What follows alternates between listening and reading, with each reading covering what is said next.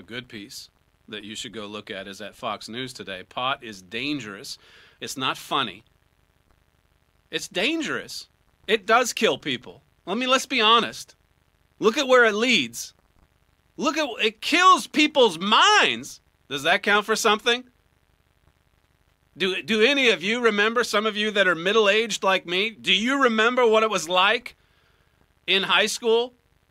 The row or the place outside the school or the hallway where the druggies would get together? You steered clear of that.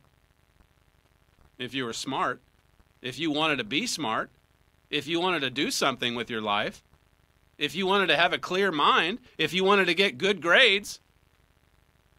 And this is being treated now as if, well, if everyone does it, it's going to make the world a better place. If everybody's a druggie, then everybody is going to be better. That's the thinking. This is a dangerous addiction. And why aren't there more voices saying that? I mean, it used to be common sense, as I say. You'd walk the halls of high school and say, well, I'm not hanging out with that crowd. How do we as a society benefit from legalizing marijuana, this column asks. This is from a medical doctor, a physician. And he's commenting on how many people are out there saying, look, it's not dangerous. Just because you legalize it doesn't mean it's not dangerous. He says maybe it makes sense from a financial standpoint. There's others that say, yeah, let's make it legal so that we can get some taxes from it. I mean, the United States is in the middle of a debt crisis, so we need money. Here's another stream of revenue. It says perhaps it will cut illegal sales, and it will certainly generate tax revenue and create jobs. But what about the overall health of our citizens? Shouldn't that take precedence? I mean, that's a good question. Why aren't more asking it? What about the health of our young people? What about the health of those in Colorado or California? He says, from a health standpoint, why is legalization of another mind-altering drug the right thing to do? The U.S. is already in the midst of a devastating prescription opioid and heroin crisis. And individuals from all walks of life struggle with the abuse of alcohol and drugs. Too often, marijuana is treated as a harmless substance, something to joke and giggle about. That's what was happening on CNN. It's just a big joke.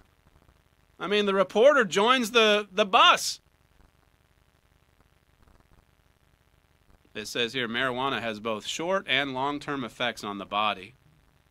Within a few minutes of smoking marijuana, a person feels the effects of pot as THC rapidly passes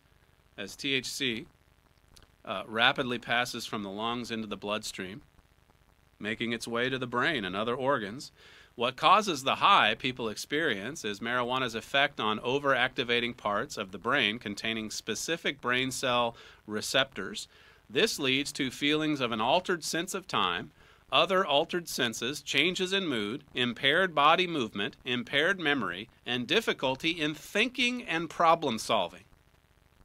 Okay, what I'm reading to you used to be common sense.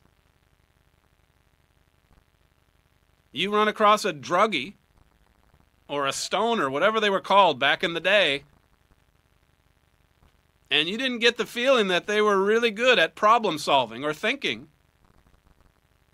It says researchers are still studying the long-term effects of marijuana, but what is known is that the younger a person begins using pot, such as in the teen years, the greater the declines in general knowledge, impaired thinking, learning difficulties, and lowered IQ.